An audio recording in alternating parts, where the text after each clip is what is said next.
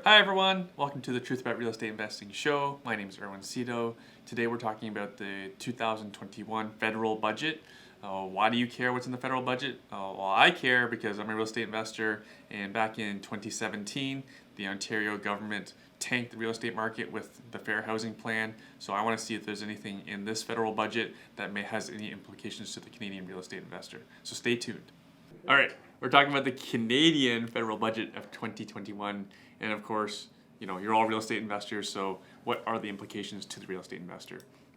All right, let's talk about what the federal government has in plan for foreign buyers.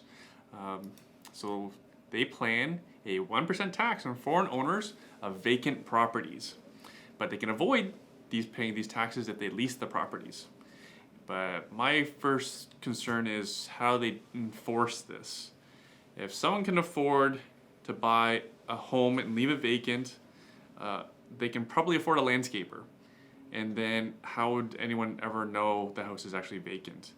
And they can always lease it to a family member. They can always lease it out.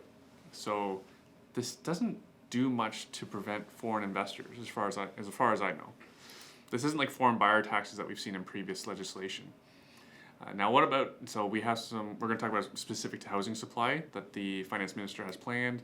So the finance minister has planned in the budget to boost supply, so creating more supply of housing. So more supply should mean lower prices, better affordability, and they're going to throw $2.4 billion at it over 5 years, but 1.8 of it is expected in this year alone.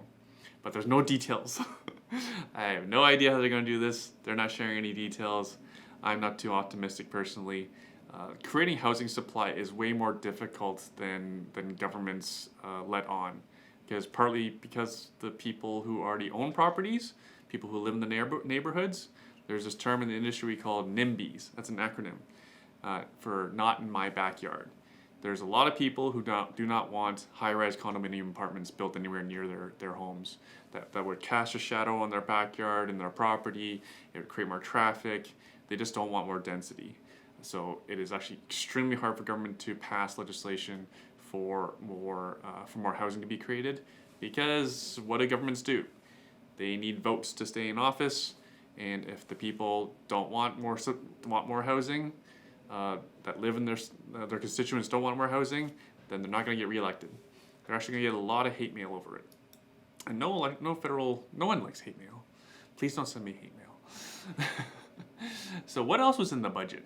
So this is a great article here from the Globe and Mail. I subscribe to the Globe and Mail. I personally pay for a lot of the media the news that I consume, because good journalism deserves to get paid for. Anyways.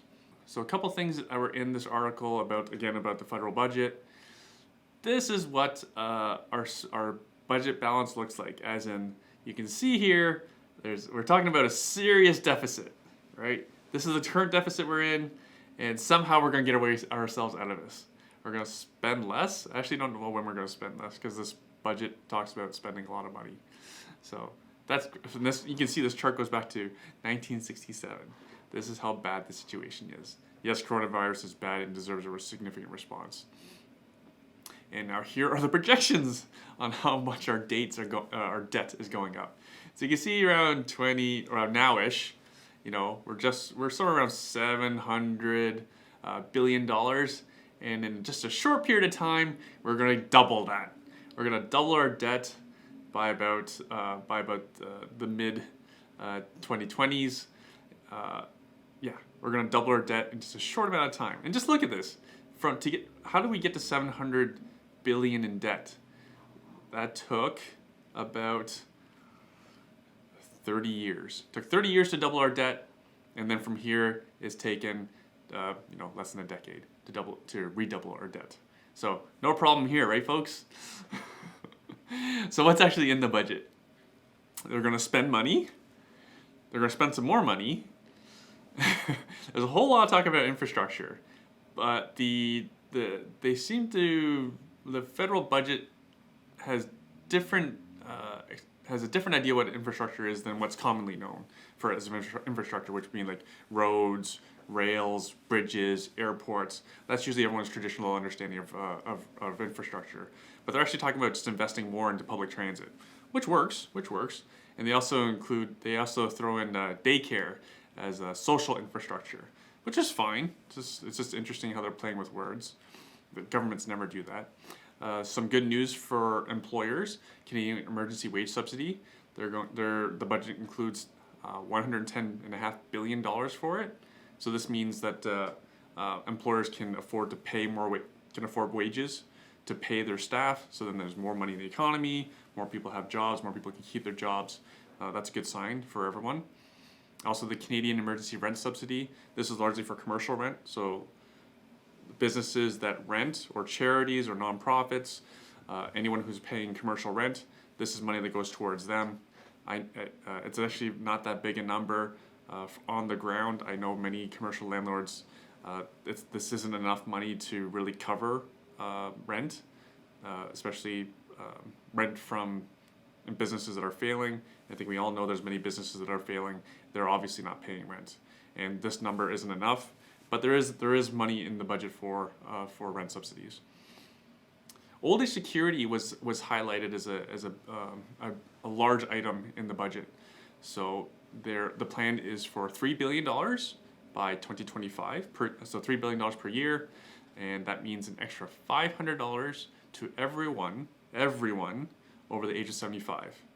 So currently, old age security is about $7,500 per year, and the budget plans for an increase of payments by 10% each year. So this is for everyone. There is clawbacks for anyone who makes over $79,000 per year. There will be clawbacks on old age security, but I find it interesting that this is basically for everyone.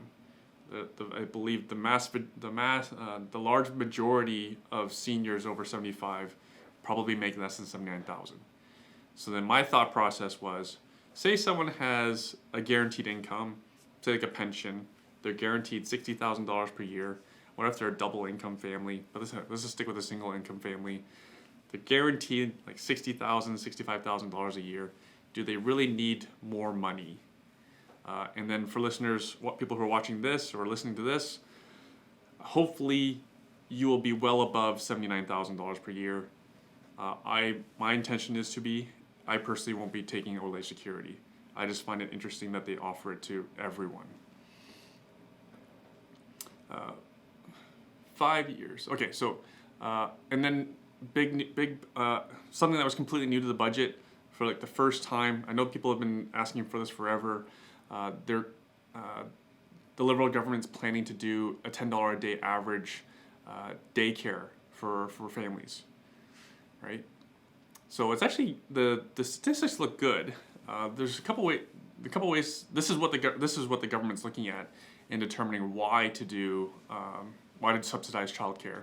So they're seeing that in Quebec they do have subsidized daycare for children, and you can see that the female labor force was able to participate more. So once they had it, you can see that the participation rate of females in the labor market has actually surpassed that of Canada. So the belief is that with more childcare, more women will be able to enter the workforce. That's good for the economy. You could also argue housing costs have gone up over this period of time as well, so that women were basically forced to join the labor market. But again, the government's looking at this as childcare equals more females in the labor force. They're likely right to an extent, and that just means more money in the economy, and it's generally good news, especially for landlords. Because it's good news for landlords because I generally rent to couples, husband, wives, boyfriend, girlfriend. Boyfriend, girlfriend often become common law spouses, and they have kids, right? And if they have kids, they can get childcare, and now both husband and wife can go work, right? They can generate income, and then they can afford my rent. And also, if you study rent, not just rent prices, but also housing prices, as household incomes go up, so do the prices of real estate and rents. So the more money the government sticks in the economy that supports everyday people, the more money that actually comes to landlords and real estate investors. So, good news. Noticeably absent from the budget is how are we going to pay for all this? Now, why do you think it's missing? Does anyone know? Put it in the comments if you know why there's no mention of how they're going to pay for all this. It's because there's probably going to be an election soon. So the government doesn't want to rock the boat too much until after they've won the election. And I'm not making a political statement. This isn't a political show. I'm personally not political. I just believe that the government's trying to plans to win the next election, and then they'll announce after they've won how they're going to pay for all this via taxes. No different than just today Joe Biden announced he's planning on doubling the capital gains tax. And notice that he announced it after he won the election. So I don't expect anything different from our Canadian government. So NDP leader Jagmeet Singh said, the government should have listened to his party's call for significant new taxes on the ultra-rich and corporations. I don't think I'm ultra-rich or a mega corporation, but it's just good, just so you know, I think it's always good to know everyone's platform, each party's platform, and where they stand on taxes. So this is where the NDP stands. Again, if you're listening to this show, I hope that you become ultra-rich, right? I hope I become ultra-rich. I hope we become ultra-rich together. Then we can hang out, go golfing together. Finance Minister Chrystia Freeland says, before this was in response to how we're going to pay for all this, or you're spending way too much money, you're putting the country into too much debt. Chrystia Freeland's response was, in today's low interest rate environment, not only can we afford these investments in Canada's future, it would be short-sighted for us not to make them. So then that leads me to the question. So I just ask questions all the time. I must have annoyed the crap out of my parents. I actually think it's healthy though. How can the government ever raise interest rates? So that's my question, right? And then that spurs me on to come up with possible solutions. I actually don't think they have a plan to ever pay this all back. How can they ever pay this all back, right? Even if they stimulate the economy, for any Canadian, I think you know what our stock market's made up of. It's mainly miners, people who harvest the earth for minerals and oil. It's banks, and it's Shopify. We don't actually make that much in Canada. So what exactly are we stimulating? What economy are we actually stimulating?